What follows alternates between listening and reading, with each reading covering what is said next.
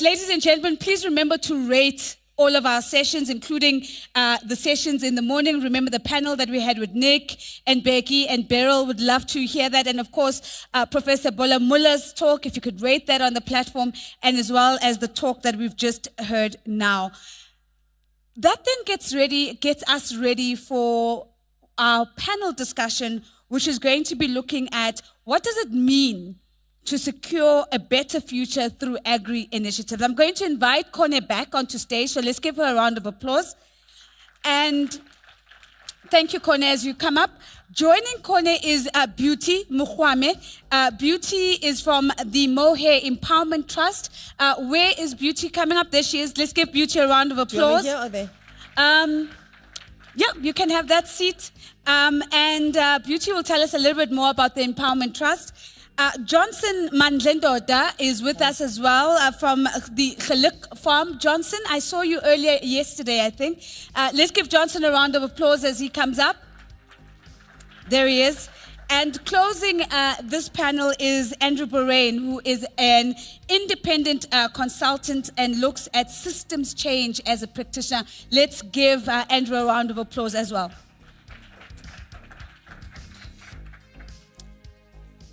Ladies and gentlemen, before we get into our conversation, let's just turn our attention to the poll for this session. And I'm going to get my panelists to come back and reflect on the poll. The poll in the platform, or on the platform rather, says, which measures do you think are most important in sustainable agriculture? Which measures? Is it revenue growth? Is it measuring profitability? Is it measuring job creation? Community empowerment? Is it about lower food prices? Is it about greater food security? Or is it about biodiversity conservation? And we're going to come back and see how you have engaged with that question and put it to the panel a little bit later. But Kone, maybe let me just double click on you since we've heard your voice, and let me start off with you again. We've heard you speaking a little bit about, FirstRand's approach, but let's talk about, or approach to its programs. Let's talk a little bit in detail about your approach to commercial farming in particular, and to what extent do you see active participation in terms of the core business, and how much of that resides as a pure CSI function? Great, thank you so much, Nozi. So FirstRand's shared prosperity philosophy really at its core is about using our core business to provide benefit to all of our different stakeholders. And so with the FNB agricultural team, financial inclusion is very important to drive transformation into the sector. We understand that for our business prosperity, we need to ensure that there is inclusive growth. And primarily doing that through the provision of innovative financial products, and really extending financial capital to black farmers, as it were. And we do this mainly through various collaborations. Collaboration is very important because then different players can ensure that we are able to secure each other. Some of the things that are quite challenging for emerging farmers or near commercial farmers is the availability of collateral. So making sure that we've got products that and partnerships that enable us to get over those barriers, such as the partnership that we have with the Kula Credit Guarantee Scheme, which provides the collateral for emerging farmers or near commercial farmers that then enables them to tap into the financing that is available through our business.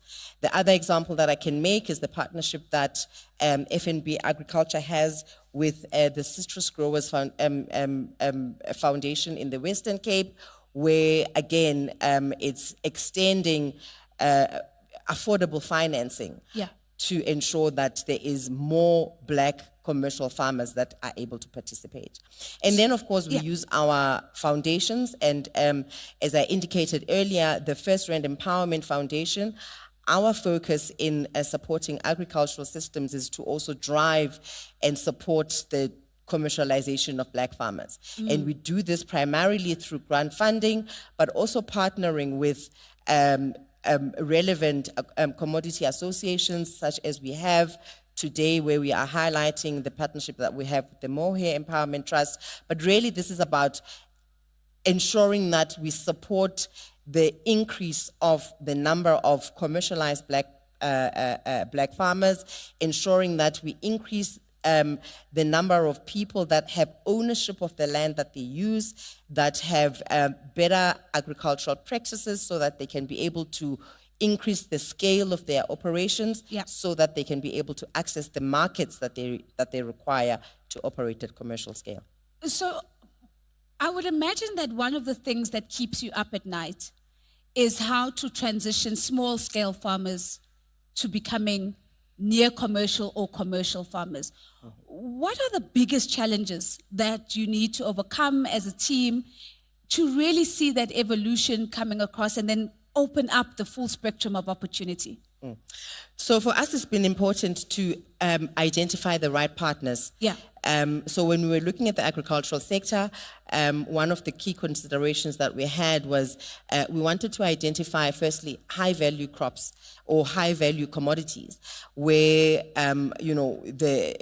the impact that can be felt would be important, and then identifying the key partners that would come with us on this journey. As you heard in the previous presentation, there's a lot of technical practice that is that affects the success of a commercial farmer. So we partner with relevant commodity associations, which obviously also have already commercialized farmers who already have practices that they have adopted that have served them over time, and there is a kind of mentorship and skills transfer process that is undertaken as part of that. And then, of course, there is support that is provided by the Commodity Association, and in this case, the Empowerment Trust of the Mohair industry really is a partner that has the same objective that we have in trying to ensure that there is greater participation, more meaningful participation of black farmers in this sector. I think it's a beautiful baton that's now been thrown to you, Beauty, as Kone talks about some of the work that you do. So Beauty farms Angora goats, and she heads up the Mohair Empowerment Trust, which she joined in 2018.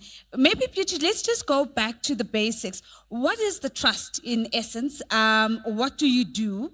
And then give us a little bit of color around the relationship with FirstRand and how that works and what that's translated into. Thank you, Nozipo, and good morning, conference, and many thanks to Trialogue and FirstRand. I'm still going to give a lot of thank you. The Empowerment Trust is the transformation drive. It was established by the South African Mohair industry back in 2010, and with a clear objective of commercializing the black emerging farmers to become commercial farming with Angora goats. And it promotes the black economic empowerment within the industry. We ensure with these projects that we're running, we ensure the sustainable supply of mohair, a large scale production. We identify and establish the black participants and entrepreneurs within the industry.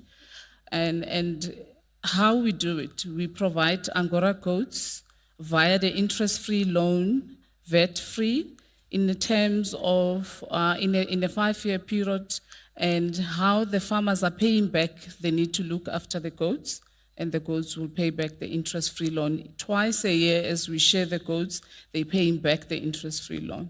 And I think if I have to go now to FirstRand, I must first acknowledge a few ladies that it was really an amazing journey or amazing call we received to say, Empowerment Trust, we heard so much of you doing transforming black emerging farmers, and we want to partner with you. It was so special receiving the call because we do talk about what we do. And I remember Sibu called me, Sibongile from Unlocked Capital, and we started the journey. It was very short, very journey, but very critical. They needed so much of information that luckily as a trust we do have.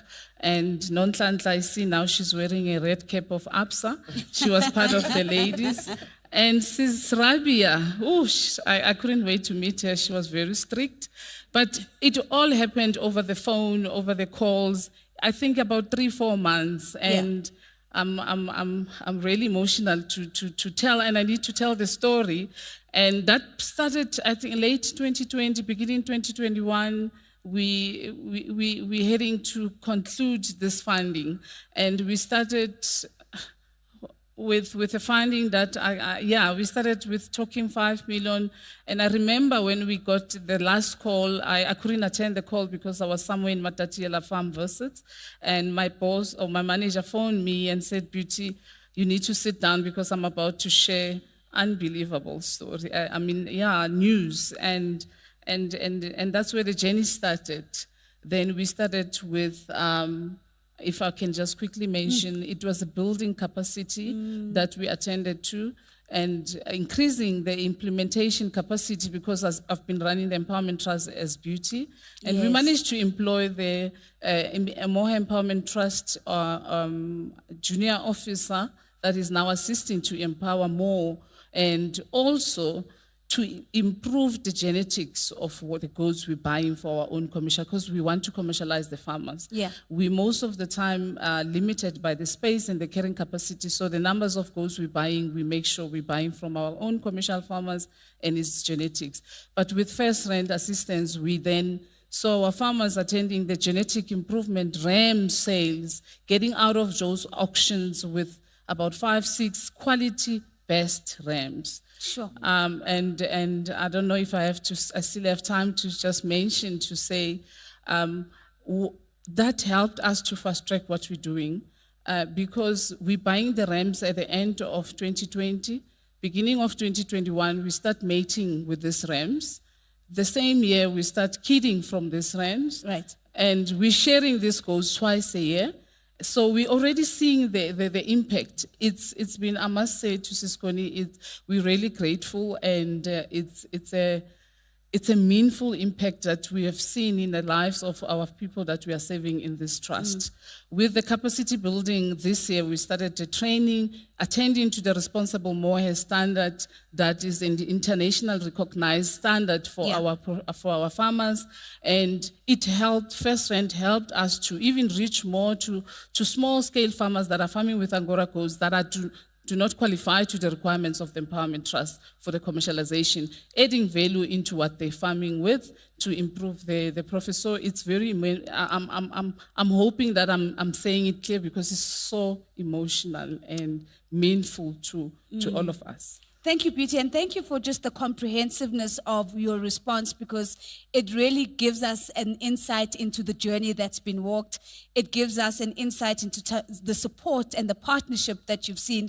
And I'm particularly just wanting to highlight the investment in capacity, which I think has been really important in terms of getting you to where you are. Nonhlanhla, we'll leave you out of this for now as you transition between colors. It's fine. So let me come to Johnson. Let's speak a little bit about your work, because you were a farm manager, if I understand, at Trialogue Farms, but I also know that you had an illustrious career in correctional services before that, and then ventured into farming with your brother, and that your farm, or the farm, specializes in Bonsmara cattle, as well as sheep, as well as Angora goats, and you're a certified breeder in terms of wool and mohair products. So it really sounds that like there's a lot that you have as an offering. Talk to us a little bit about what have I missed in terms of the overview of your business that you maybe want to share with everyone. But how have you then, to complete the chain that's happening on the stage, how have you benefited from the Mohair Trust? Because we see Beauty benefiting from FirstRand, you benefiting from Mohair. How does that work for you? Okay, thank you very much.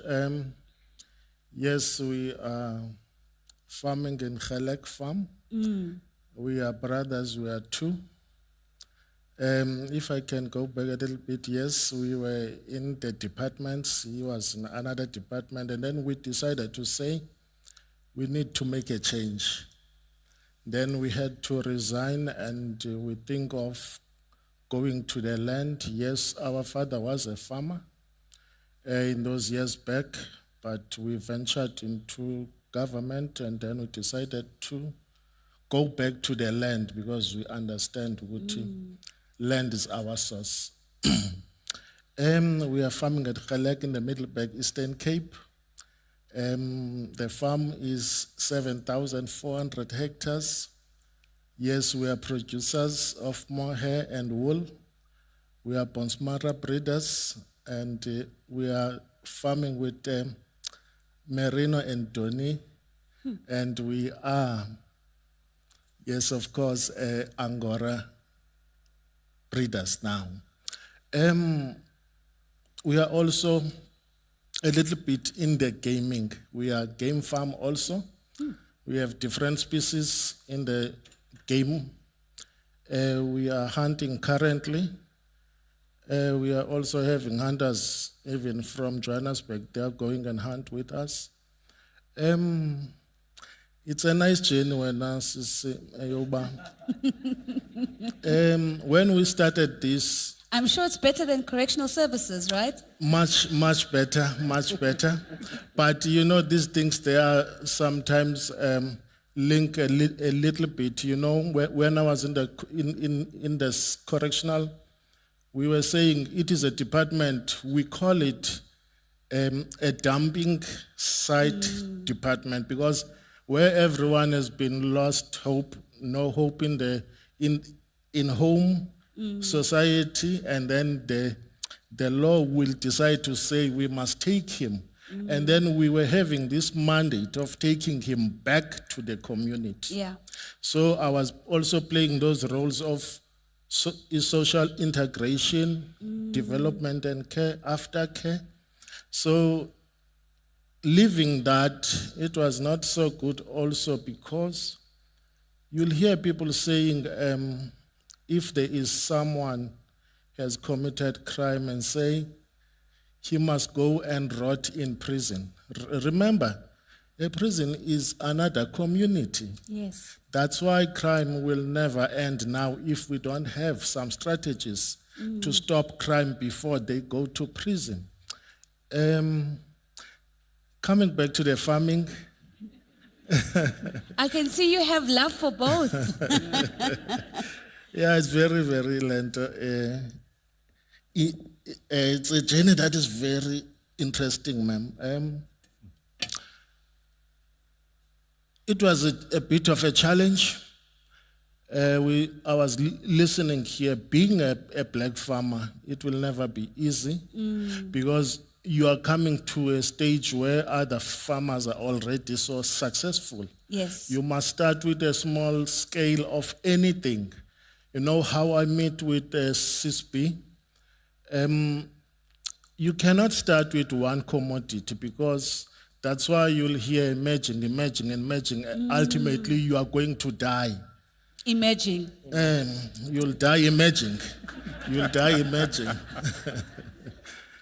I was standing in this corner trying to balance things because you know, most if you are farming with cattle, for you to have a profit, it must take you 18 months. Sure. If you are farming with sheep, for you to have a profit, it must take you 8 months. And also with the goats. Therefore, it needs a total discipline. You must have a budget and you must be strict in that. Remember, you are having people that are working for you. They will never understand. Each and every month, those people must get salaries. Yeah. But now you are facing this thing of you'll get money only after 18 months. That's why when you are coming to farming, most of the farmers will never make it because of the challenges that they are facing. So you need then to think out of the box and try to have something like a mixed farming. So we started with poultry so that we can have some eggs so that we balance the equation. And then I was taking and packaged the eggs to town. Then it's just a small baggie. And then you are having Spars and the other retailers that are big. Then being that small farmer, the emerging farmer, you are having the competition of Spar. Yes. Then how do you survive? Then you need to work out of the box. I'll pack the baggie there and go inside Spar and check people when they are talking about the prices of the eggs inside Spar. And say, come this side. Come this side. I've got better eggs than this.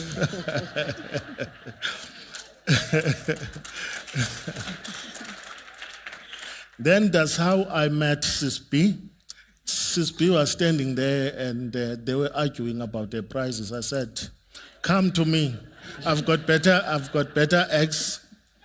Really, she showed some very, very interest. Then she came. She lived that one, and then she came, we went, and we traveled a little bit of it. It was about 500 meters where I was parking, and then she came, and then she saw the eggs, and then she said, I'll buy from you. Sure. And that was the beginning of the relationship. That was the beginning of the relationship. It started with the eggs. I'm gonna come back. We're gonna move from the egg aisle because I think this is where the magic happens. We'll come back, Johnson, to talk a little bit about, because you speak about moving beyond one commodity, and I'm gonna come back to you to say, how did you move from eggs to every other thing that you've listed? Because I think that's a very important part of the story, and to understand what was the relationship that enabled you to do that? But thank you for sharing your story. I'm now never going to look at the egg aisle the same way ever again. Thank you for sharing that. But Andrew, let me just jump to you, and because I think it's important for us to have a systemic view as well as we talk about transforming agri-ecosystems. What, in your view, are some of the characteristics of the South African food system? And in particular, what do you think sits at the root of why so many South Africans are probably struggling to access nutritious food, just from a systemic perspective? Yeah. Rosie, thank you for the opportunity to broaden the discussion slightly. I mean, I think if we start with food security, of course it includes agricultural production. Yes. Are we producing enough food for the country? Are we self-sufficient? And I have utmost respect for the big and small farmers for the hard work that they do, because it's a tough job. Johnson and Beauty, you know that. It's not an easy job. And I think Siviwe earlier gave a brilliant talk about how we can help all farmers, not just small and emerging farmers, but I think all farmers to transition to more sustainable agricultural practices. And Siviwe, just in passing, what you said about building accountability in our collaborative practices is absolutely spot on there. But I think, Nozi, the point I'd like to make is that food security is more than agricultural production. Right. It's about, do our people on a daily basis, particularly those in poor and vulnerable areas, get access to sufficient food and sufficient nutritious food on a regular and sustainable basis? And the answer is they don't. We have a national crisis. 1 in 4 children are malnourished in our country. We talk about why people are upset and unhappy and despondent in the previous speaker. Well, if you cannot feed your children, if in week 4 of the month you have to decide, do I pay my ECD fees or do I feed my children, which is no choice at all, but that's what some mothers are having to do or some parents are having to do, that is a cause of utmost despondency. And this is both a rural and an urban phenomena. It's across the country. And if you think how it affects children's life chances for the rest of their lives, Yeah. their ability to learn, their health prospects, their employment prospects, you've got to look at what's happening in the first 1,000 days of our children's lives. And if 1 in 4 are malnourished, and we haven't changed that dial Yeah. in 30 years, then something is badly wrong in our system. So I would suggest, firstly, we talk about an agri-food systems approach, Yeah. not just agricultural production. Right. We, in understanding the whole food system value chain, yes, of course, the production systems are at the heart of it. You know, whether it's livestock, whether it's crops, whether it's horticulture, that's all very important. But then there's also the processing and packaging that goes on. There's the storage and distribution. How do you move food around? Where does it get stored? What about the cold chain and things like that? There's the role of the retail and the retail markup and the markets. And I'm talking about both formal and informal retail and traders and things like that. There's consumer habits and norms. There's right through to how we manage our food waste. And 40% of our food Yeah. is going to landfill. So we're wasting the food that is being grown through the efforts of our farmers. We need to look at the drivers of food pricing and the costs, including, so we were talked about the fertilizer inputs and things like that. And then I just throw in the impact of changing weather patterns. Right. We have to talk about that more because we are becoming hotter and drier in the interior, which is going to affect livestock production, particularly large animals. But in the eastern part of our country, it's going to become wetter and with more floods.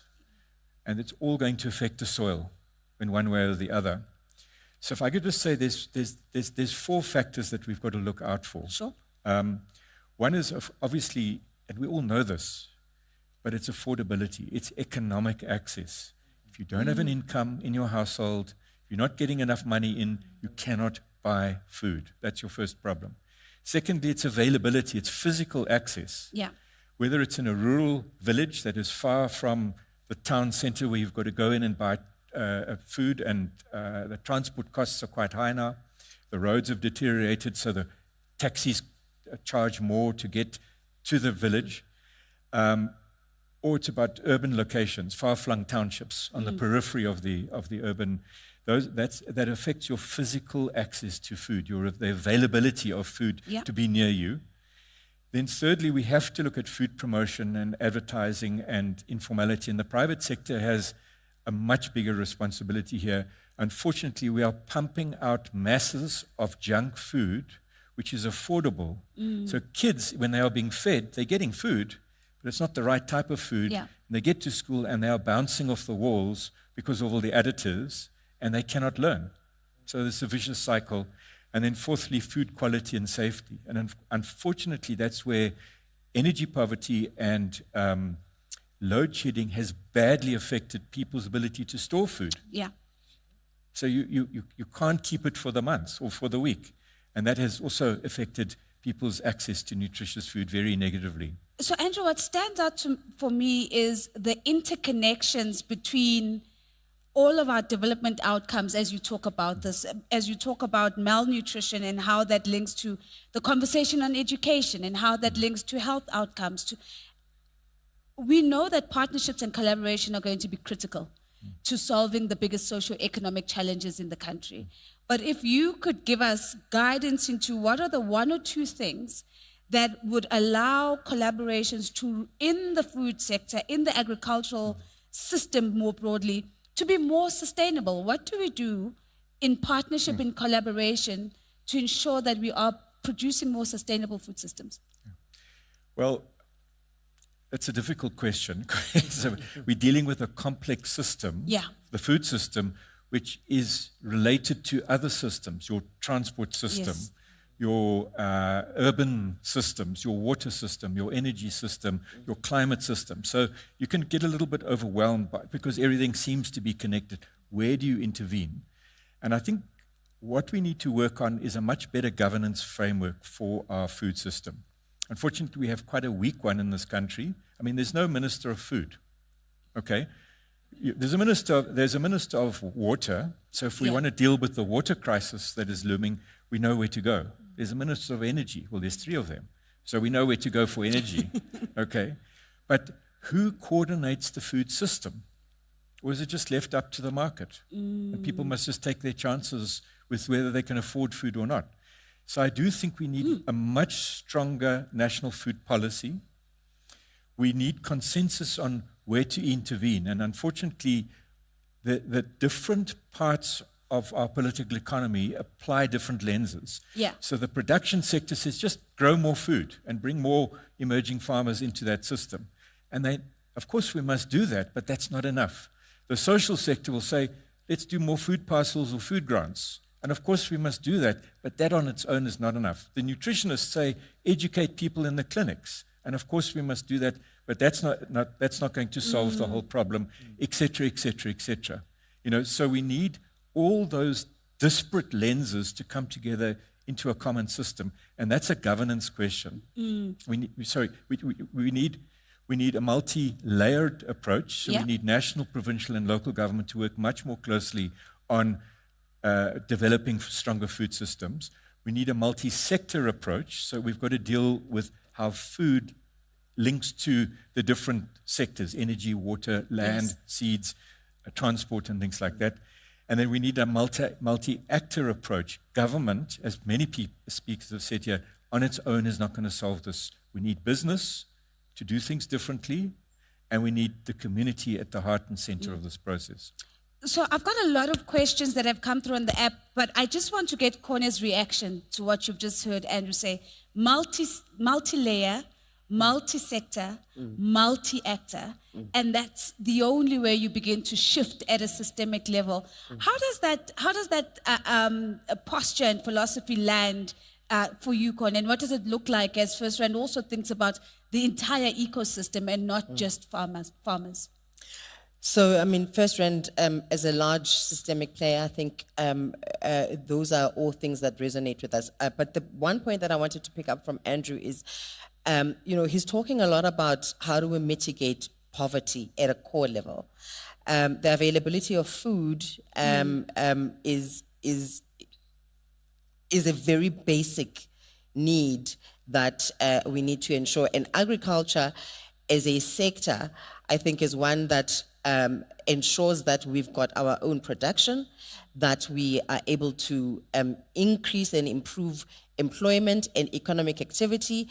And the more we can support that and the more we can generate our own food, the more we can be able to catalyze our own system, we will be able to make a dent into poverty. And then, earlier I spoke about collaboration and partnerships. Yes. And I think it's very important that we are constantly thinking of how do we activate large-scale partnerships such that we can be able to make this systemic dents. How do we use the scale of our resources and our businesses and this provision of affordable financing and making sure that it reaches the people that it needs to in the most effective way, I think is quite important. And again, partnering the large-scale, already commercialized farmers with others so that we can be able to just open up the market and open up the playing field so that more and more people can be able to meaningfully participate in this is something that is very important. Yeah, I think it's really interesting to hear you talk about the approach to scale, because I think it's really been the theme that's come through even from yesterday, to say how does everything that we do lend itself to scale. I want to bring to you, Kone, very quickly a question from Joseph, and he's saying, how can we make youth-centered farming mainstream as we think about transforming towards sustainable agriculture? And it's oftentimes that at the end of the conversation, we'll sort of pull in the youth question and pull in the women question. And I like Joseph's question because it's challenging us to think about how do we not make young people an afterthought as we're thinking about the broader sector. What are your views on that? So there's a number of reports that indicate that the age of the average farmer is very advanced, and that young people are not interested in farming. And I think it really starts with the education system. So part of the things that we do as part of our overall social investment activities is to provide funding for education purposes, and we are also channeling these to some of the focus areas that we have. So making sure that there is availability of financing for people to pursue education in these relevant fields, and just to get them to be interested in understanding the different range of qualifications that they may necessarily have. It doesn't only have to be about farming. I think Professor Siviwe was talking about, biochemical activities as well. There's a lot of other ancillary and supportive industries that young people can work in. But if we looking at how the population of Africa is going to grow, Yes. we have to get young people to be interested in, contributing towards the sustainability of Africa as a whole. So agriculture has to be made much more attractive. I think the use of technology is something that will always capture the imagination of young people. Things that are easier, that are faster, that use cutting edge systems. I think precision agriculture is something that young people can be enticed to look into, so that it's not as boring as what they look at, as the average age of the farmer. Yeah, I think it's really interesting because as Andrew was talking about the entire value chain and sort of listing off the different opportunities in the chain, it really reinforces what you're talking about, Kone. And I think it's something we haven't cracked as a continent. I recall moderating a conversation with Adeshina, who is now the president of the African Development Bank, when he was the Minister of Agriculture in Nigeria almost 10 years ago. And we were still talking about, in fact, he put it well, he says, how do we make agriculture sexy? And we still haven't, cracked, I think, the answer to that question. And as Minister of Agriculture, that's when he started wearing the bright bow ties, because he thought that it would make young people more interested in him as a leader as well. So that's just a back-end story for you to remember. But Beauty, let me bring a question from German more to you. And German says, the work of the Empowerment Trust is great. And he says, but how do farmers actually access the opportunity?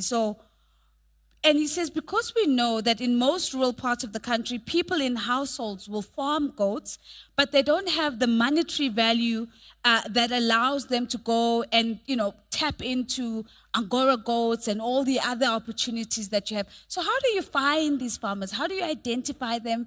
And how do you then integrate them into the system over and beyond being approached in the egg aisle? Okay, thank you, Nozipo. So the Empowerment Trust, as I mentioned earlier, was established by the by the Mohair industry. And we have criteria that were set out by the trustees. And I must mention, we have our chairman supporting us, Mark Shires, is sitting here. So we have trustees, if I may start there, that well represented by we have one official from National Agricultural Marketing Council. We have our own emerging farmer that is now graduated from emerging, being a commercial farmer that represent our Mohair, our emerging farmers. In that trust, we also have a vice chairman that is a commercial farmer himself. So we do have criteria. So I'm trying just to give a picture of the criterias talking to commercialize this farmer. So unfortunately, we identifying farmers that have an access to a land. And because we aiming to commercialize these farmers, we're looking for farms that can carry the maximum of 1,000 plus goats to at least to achieve our objectives in 5-year period. And it is a challenge. Most of our emerging farmers don't have that space. But we identify those farmers. And our target is 1 or 2 projects, but since we partnered with FirstRand, we managed to even do more. But we're targeting 1 project. We're really not chasing numbers, but we're targeting 1 project a year and make success of it. So we assess this project and we look at the infrastructure that are suitable for Angora goats. It is a special goat. It is a sensitive goat. That is not original from South Africa, but we're proud to say South Africa is the leader globally. We're producing 54% of mohair production. They came back in South Africa in 1838 and as a gift from Turkey, about 12 infertile rams and 1 ewe, and that 1 ewe gave birth to a ram, and that's how we established the Angora codes. But how we identify, then the farmer has to have an access to that land. And then I have to put the proposal to the trustees. As I mentioned, the trustees is well represented by the entire industry, including our government. We also have an observer from the MEC or Minister's office. And we then purchase these goals via the interest-free, as I mentioned, because then the money that they paying back to the trust, it assists us to start another project a year later. And it's only 25% of what they're producing. And in this contract, we then sign the MOU, obviously, with these farmers because we really buy numbers of goats. The minimum that we buy is 300 when we start. And then if we see that there's a commitment and we see there's a progress, we start introducing more numbers of goats and we try to achieve our objective in 5 years. So they're paying twice a year, 25% directly from the broker. We're working with official brokers within the industry. As I made, these brokers, they're forming part of the trust because they are part of the industry. So we work and we assist our farmers from farm to marketing. So we have official 4 brokers in the industry, and the farmer himself chooses his own broker because we work with all of them. And immediately we then introduce, I'm just now going further, introduce the field agents in different areas. As I mentioned, it's not an easy breed to farm with. So the field agents that are on those districts, we introduce them to our farmers and they work directly with them and assist with a lot of technical advices. We establish a project management team that now include this, the field agent, myself, the farmer, a commercial farmer, because we want to make success of it. So let me ask a very quick question from Oren, because I think as you list all of these interventions and ways of which you're supporting the farmers, I think Oren's question is so important. And Oren is saying, how do we help farmers with cash flow? Because when we were listening to Johnson and he's talking about how you have to wait for 18 months before you realize a profit, and then 8 months if it's goats, I'm pretty certain that cash flow then becomes a key challenge. How do you assist with that? So it's a good question and a relevant question for farming with Angora goat. Yeah. So farming with Angora goat, there is a cash flow because you share the goats twice a year. So when we're introducing, as I mentioned earlier, we buy the goats now shorn from a commercial farmer. In 6 months' time, you share them. So immediately it's a cash flow. And I must mention, yesterday it was an auction and it was a positive auction. So the price is also a little bit better than compared to other breeds. I can quickly mention our farmers, Johnson, they also achieve good prices of average. I mean, the kids yesterday went for average of 660 something per kilogram, but we have good best breeders that achieved 970. That was the highest price yesterday per kilogram from kids. So these kids are born in 6 months' time, and you then get 900 per kilogram. Obviously, not in our level as yet, but we're going there, and that's why we're buying these genetics from this ram breeders to improve our genetics, so that our emerging farmers can also achieve these prices. And we've seen, I can also mention to say, with the support from FirstRand, we saw a project finishing before the end of 5-year term, because then we managed to redact the money that they were owing to the trust Yeah. and own the goats immediately. And that project has a record of producing 4 tons of mohair in a year. Sure. And it's a record in the industry, because a black farmer producing even 500 kgs is still a lot. But Yeah. 4 tons of mohair in a year. So there is a cash flow. It's still a challenge, Nozipo, to answer your question, that our emerging farmers, they struggling capital. The capital is still a challenge. Yeah.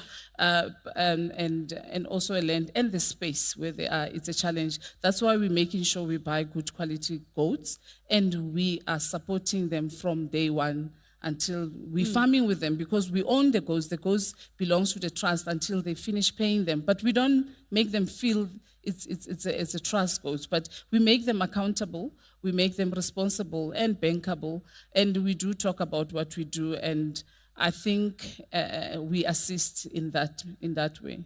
Yeah, thank you so much, Beauty, again, because I think you've also given us an insight into the tapestry of the relationship that allows you to do that work. You talk about accountability and how you hold each other accountable, but it's a type of, the tone of the relationship is quite important. But thank you for speaking to the cash flow problem, because I know that is probably a problem that is real for most farmers. So Johnson, let me come to you with a different problem. Andrew spoke about, very briefly, he touched on climate change, changing weather patterns. And I'm keen to understand, how are you protecting your business as you look and observe the changing weather patterns to make sure that your business remains viable, remains sustainable well into the future? Thank you so much. I think they'll adjust you. All good. Thank you so much. If you keep speaking, otherwise I'll get a All handout. right. There we go. Thank you so much. Yes, it is important that anything that is happening outside, it affects the farmer. Yeah. Whether it's climate change or drought. Remember, a farmer is, the money of the farmer is the livestock. So farming is a business to a farmer. So it affects a lot in this way. Anything that is happening outside, it affects you. But having people like FirstRand who come in with the support, it sustains a farmer. Yeah. I remember the climate change when it come, it affects a lot, and some of the commodities were dropped, like your wool. So, but the prices are going up. So at some point you will run for a loss. Therefore, that's why you need a support system from all the people that are having the potential. Remember, we are saying a farmer is very important to the community. Yes. Because people need to eat 3 times, sometimes 10 times a day. All that food is coming from a farmer. Yeah. Therefore, having people that will come onto the board and say, we are here to assist you, irrespective whether you are a commercial farmer or not, you need to have the support. Because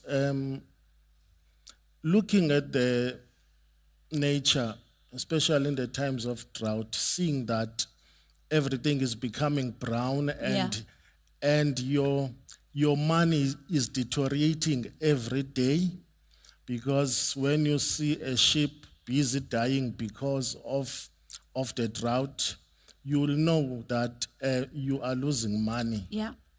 Having seen the sheep that is dying, maybe that sheep was going to keep you for 5 years. Sure. It means in terms of your savings, you've been affected. Therefore, that's why it is important that we get the support from all the stakeholders who can assist. Because alone as a farmer, definitely, especially if you are still in that stage of emerging, as I have mentioned that You will emerge and emerge up until you are not emerging anymore.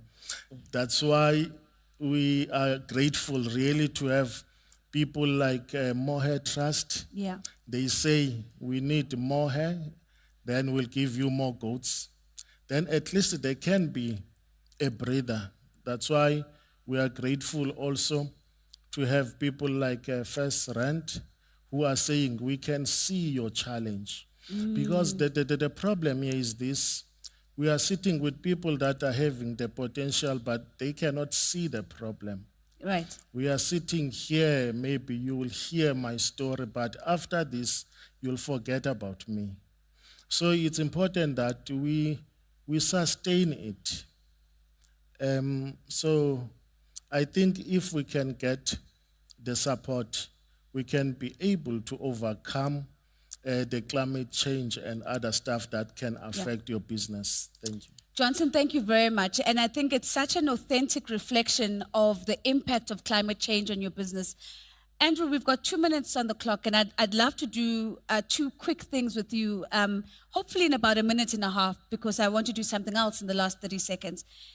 Can you react to what you've just heard Johnson say, and which is essentially saying this ecosystem is so important to ensure that the shocks that come, whether it's weather shocks, whether it's economic shocks, whether it's a shock in terms of COVID, that we don't lose our farmers in the process, the significance of that.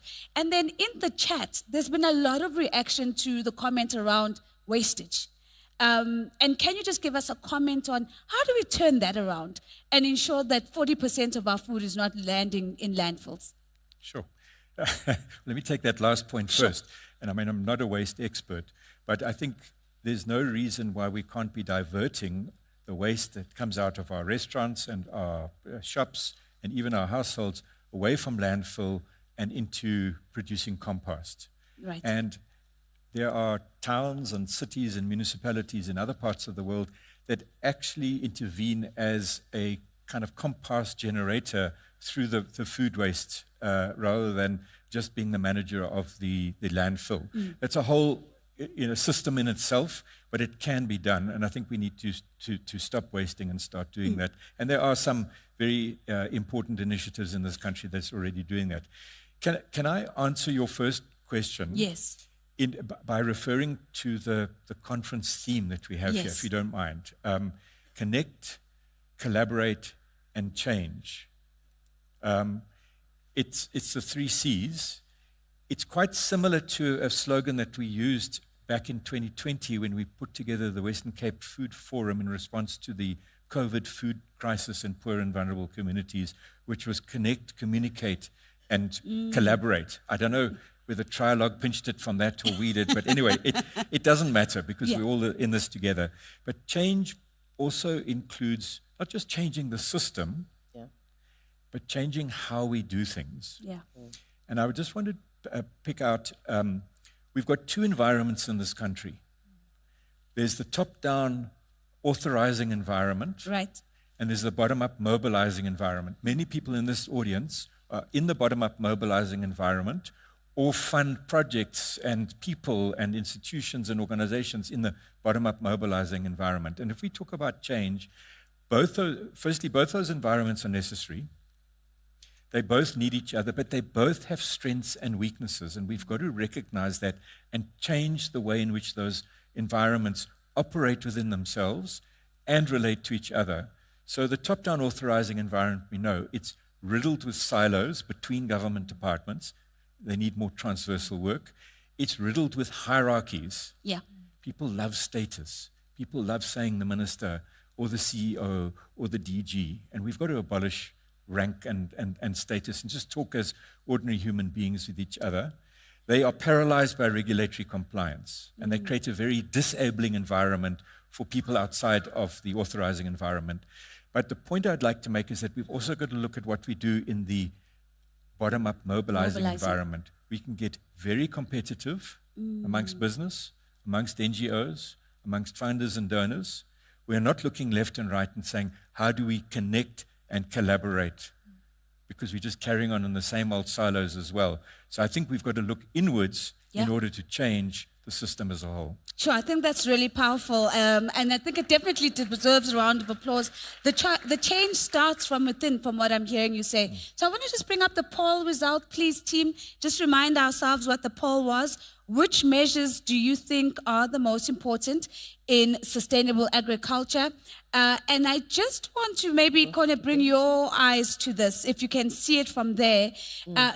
What we're seeing at 38% is biodiversity conservation as being the most important, followed by greater food security, and then followed by community empowerment. What's your reaction to that? My reaction is that profitability is at 6%. Exactly. And revenue growth only at 2%. yeah, but I mean, I think that is reflective and confirms what Dr. Siviwe was saying, that Yes. the soil is, very foundational in successful agricultural enterprise.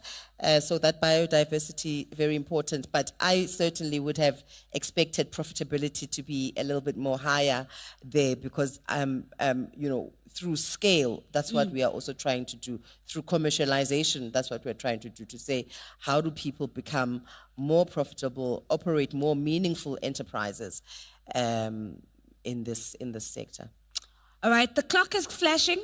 I know the team is anxious for me to get you off the stage, but you're not going to get away with it because I did promise to put you on the spot. It's really simple. It's the same. The future of farming. So that's all I want you to start off with. And it's just one line, one slogan. We're going to put it outside OR Tambo. So the stakes are a little bit higher, right? And you just complete the sentence. Johnson, you're looking at me dead in the eye. I'm a bit worried. That's the correctional services look. It's not even the farmer look that he's giving me now. The future of farming. So since you've got me in your line of sight, complete the sentence for me. The future of farming? We must just make it, let's make farming fashionable, especially to the young people. I'm going to actually paraphrase that because I really like what you said. Making farming The future of farming is fashionable, right? We've got 3 Fs in there. Let's give him a big round of applause. Johnson, thank you so much. Beauty, I can see you were trying to scribble something in the book, but it wasn't coming together. So let's just quickly check in. The future of farming? The future of Mohair Empowerment Trust is to embrace change. The future of Mohair Empowerment Trust is to embrace change. Let's give her a big round of applause. Always on the mark, Mohair Empowerment Trust front and center. Andrew, let me come to you next. The future of farming? The future of farming is uncertain because of huge uncertainties driven by climate change. So we have to mobilize together to improve our mitigation efforts. It's a big billboard. All right? So let's give Andrew a big round of applause. We're going to do Terminal A all the way to Terminal B. Kone, you get to take us home. The future of farming. The future of farming is in driving greater profitability. Ladies and gentlemen, the future of farming is in driving greater profitability. Please give my panelists a big round of applause. Thank you. Thank you so very much. Remember to rate the session on the platform, please. Remember, we are mining your chats in the chat on the platform because we're looking for your insights. We're looking for your comments. We're going to lift these up for the NPO listing prize. And what we're going to do now is we're going to take our tea break. And when we come back from our tea break, we then shift our gears to our final sub-theme, which is looking at how do we get young people ready for the future by equipping them with the right skills for jobs. It is on my clock right now.